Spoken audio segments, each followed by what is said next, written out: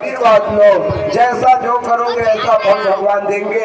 आपके पास कुछ भी नहीं है तो भगवान के ऐसी प्रणाम करने के लिए आओ, लेकिन आओ जरूर मेरे ठाकुर के मंगल निर्णय में आशीर्वाद लेने के लिए। बोलो वृंदावन हरिलाल की।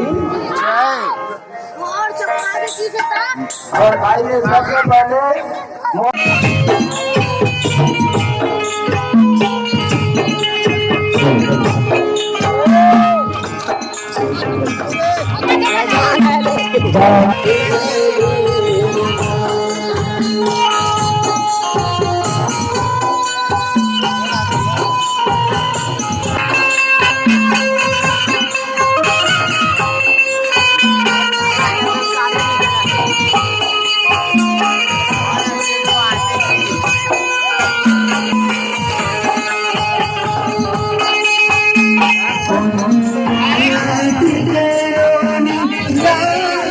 चल